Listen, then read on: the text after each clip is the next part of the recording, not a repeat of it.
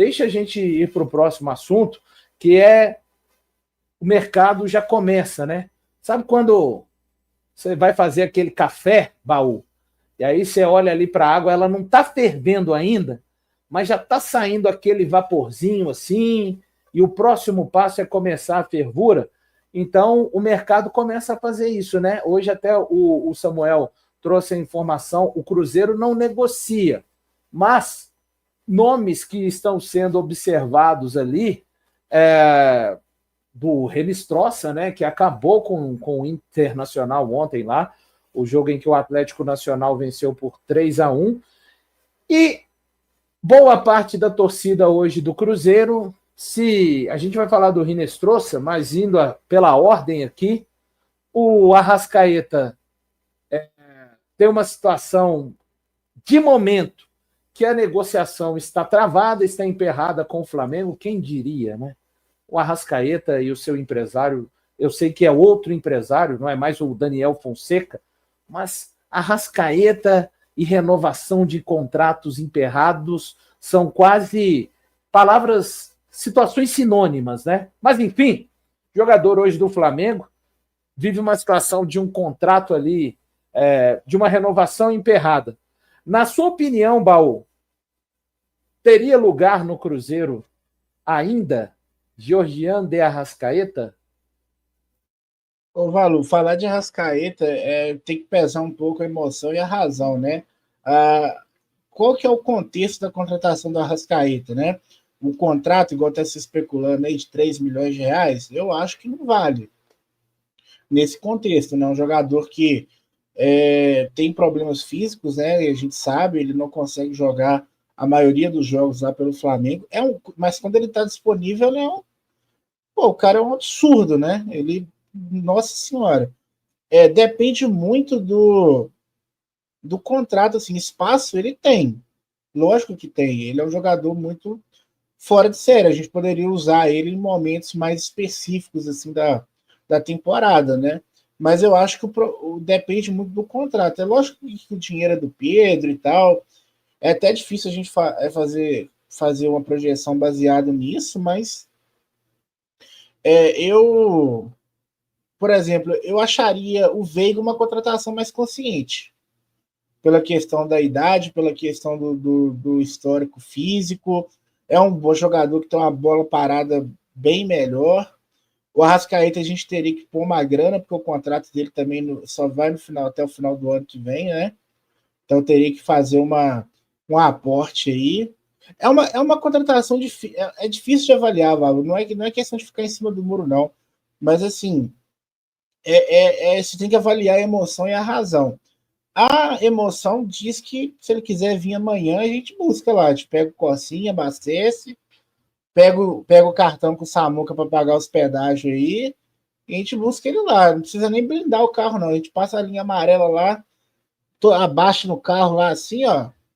Só, né? E busca ele. Mas a razão o momento pede calma, tem que ver questão de contrato, quanto que vai investir. Mas eu sei pessoalmente que o Arrascaeta é um jogador que o Pedrinho gosta muito, né? E aí, quando o homem gosta, mas espaço tem. Se a gente tem que, para avaliar se o quão consciente é essa contratação, aí só tendo mais detalhes, né? Mas hoje, se fosse analisar hoje só se tem espaço ou não tem, lógico que tem. O Arrascaeta seria titular qualquer time do Brasil aí com tranquilidade. Lembrando, né, pessoal, só para quem está chegando agora, antes do Felipe falar a respeito, não existe negociação nenhuma do Cruzeiro com a Arrascaeta. A gente está comentando a respeito porque hoje saiu uma notícia, salvo engano, foi no GE, não é isso, Baú? Se eu tiver, ou foi o Venê, acho que foi o GE, né? Foi várias informações. A negociação lá deu uma travada.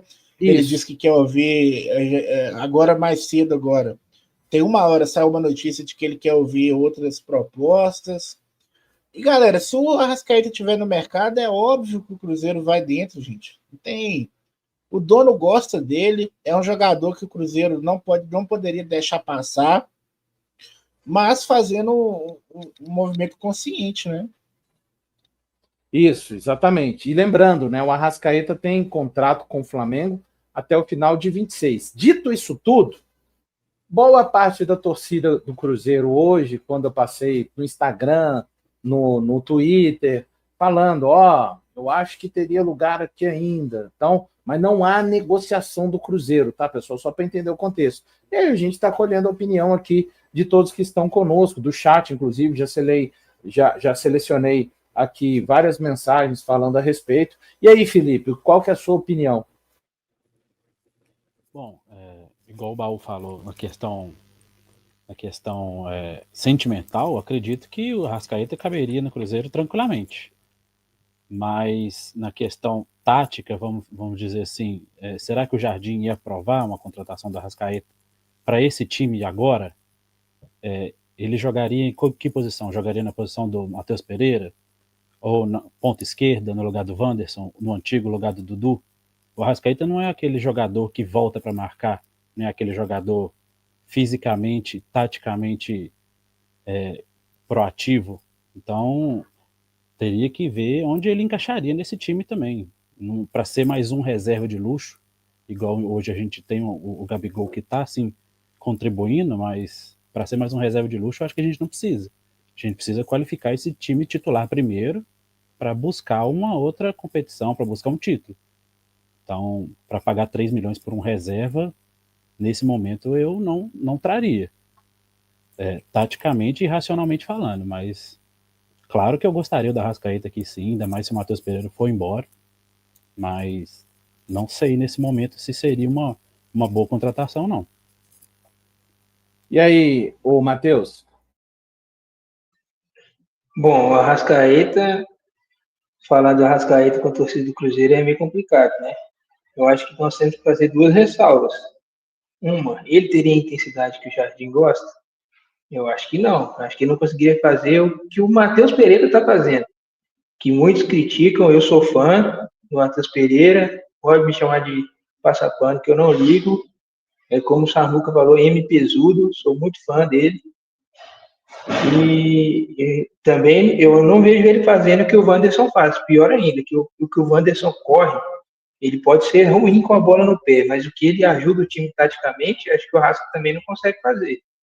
Acho que a gente precisa de outras posições. Um zagueiro confiável, que esse Gamarra pode devolver para o Atlético Paranaense, muito ruim, muito abaixo. Um primeiro volante, porque o Wallace não rende. Para segundo volante, acho que nós temos boas opções. O Japa voltou, tem o Mateuzinho para voltar, tem o Murilo, tem o Eduardo. E precisamos de mais um ponta, né? Para fazer a função que o Wanderson faz. Então, eu acho que o Arrascaeta, nesse momento, no estilo de jogo do Jardim, não se encaixaria, não. Eu acabei de ver que o Tempo, né, postou que o Cruzeiro estaria voltando a conversar com o Valentim Gomes, né? O staff do Valentim Gomes. Essa época é boa demais, né? A água do café começou a ferver agora. Nossa Senhora. O que eu vou fazer de vídeo lá no canal é brincadeira, viu? Ai. E aí, Patielli? Valu e amigos, esse momento é um prato cheio para os empresários, né? Eles fazem contato com algumas redações do jornalismo, com alguns colegas, né, de vocês, e especulam alguma situação, e o jornalista sedento, às vezes, para dar aquela informação em primeira mão, acaba, às vezes, dando um upgrade em alguma situação que, na verdade, nem está próximo de acontecer. E a Samuca TV, ela é bem responsável em relação a isso, né? Ela especula, na verdade, quase nada, né? O que realmente acontece são apenas os fatos que aqui são discutidos. Na minha visão, o Cruzeiro tem que parar de trazer jogador que saiu do clube em uma situação e hoje já se encontra fisicamente em outra. Por mais que a qualidade técnica do Arrascaeta seja acima da média e a nível de Brasil ele ainda consiga resolver vários jogos, mas eu acho que a intensidade física dele caiu muito. E essa é uma cobrança de muitos flamenguistas em relação a esse jogador. E quando você chega e às vezes faz algum acordo, algum contrato, oferecendo talvez um último contrato da vida, até que ponto esse jogador está motivado a realmente vestir a camisa do Cruzeiro? E até que ponto esse jogador não está vindo apenas pelo ótimo contrato? Porque, é claro, o jogador vem por um ótimo contrato, mas a gente também precisa ver a motivação dele. Hoje, eu penso que no meio do ano, até o Samuca disse nas lives, né, de vocês, nos programas de vocês, que o Cruzeiro vai sim ao mercado. E para ir ao mercado, eu entendo que quando você vai contratar, você precisa trazer realmente reforços, jogadores que chegam para jogar. Claro que não tem como acertar tudo. Por exemplo, o Wallace não era para chegar para jogar? Era. Infelizmente não conseguiu. Mas a gente não pode trazer apenas composição de elenco. Aqui eu gosto de citar nomes só para o torcedor entender, tá? Não tem nenhuma negociação, nada disso, até porque eu não tenho informação de nada. O Flamengo, daqui 2 ou 3 meses, vai ficar com 3 laterais esquerdos. O Alexandro, o Vinha e o Arthur, né? Aquele menino lá, Arthur Kaique, Ayrton Lucas. Ayrton Lucas, perdão. Não tem como em um time de alto nível igual o Flamengo, 3 laterais esquerdos jogar. Então, se o Cruzeiro realmente quer um lateral esquerdo, tem que ir atrás de jogadores desse nível. Não adianta a gente, por exemplo, tentar o Capixaba, que eu vou citar aqui, que poderia ser uma troca com o Marlon, tempos passados, porque se chega o Capixaba aqui, ou se chega o Luan Cândido, que jogava bem no Bragantino, mas não está bem no Grêmio, isso aí não tem informação, tá, pessoal? Estou só citando o nome para ficar mais fácil a compreensão. Isso tira espaço da base. Se chega um volante aqui, que não chega para assumir a camisa 5, tira espaço do Murilo. Se você contrata o Marquinhos, o Kenji não joga, tem poucos minutos, o Tevez é emprestado. Se você contrata o JJ, o Jonathan Jesus, a gente acaba não dando oportunidade para o Bruno Alves, para o Janderson e empresta o Pedrão para um jogador que chega, que ainda não está pronto para ajudar o Cruzeiro, na minha visão. Um jogador que ainda precisa ser preparado. JJ é ruim? Não, claro que não. Mas ainda não está pronto para ajudar o Cruzeiro em sequência de jogos. Jogadores que não estão prontos, aí eu prefiro dar espaço para a base. Agora, quem chega para resolver, aí sim, esse jogador pode tirar espaço dos meninos da base. Um volante, por exemplo, aquele Barres do Zenit, ótimo jogador, é difícil trazer, é impossível trazer, é padrão baú de contratação, como eu brinquei hoje na hora do almoço, talvez sim, mas eu estou falando de característica e qualidade técnica. Esse jogador chega e veste a camisa. Claro que pode acontecer igual aconteceu com o Wallace, mas é um jogador que a gente entende, a gente faz a análise de que é um ótimo jogador. Mas se trazer outro para tirar espaço do Murilo, aí não faz sentido. Então, no meio do ano, a gente precisa ser certeiro, não vamos acertar em tudo. O Matos precisa trabalhar melhor e trazer jogador que chegue para resolver, para ajudar. As posições até a gente pode discutir, né, se for tema aí, se for pauta, mas eu penso dessa forma em relação à base, contratação e quem pode vir. Vamos discutir, sim, daqui a pouco, Gullit, as posições, né?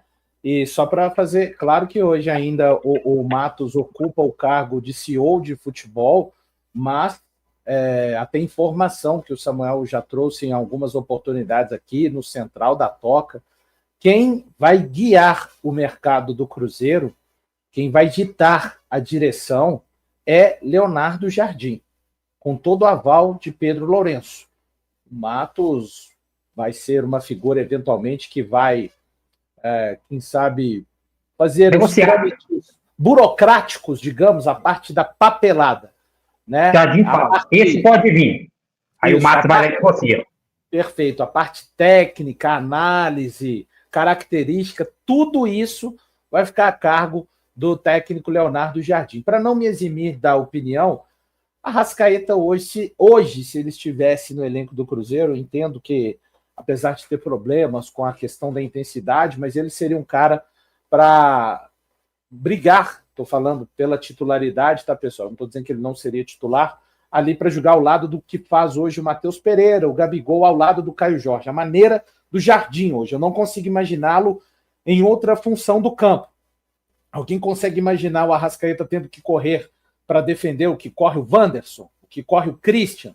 Os dois volantes, então, nem se fala. Então, aquele cara, né, quase um segundo atacante, para ser hoje o que o Matheus Pereira faz. Estou falando Matheus Pereira, que até então foi o titular na última partida que o Cruzeiro entrou com o time, de fato, o time que o Jardim construiu, né?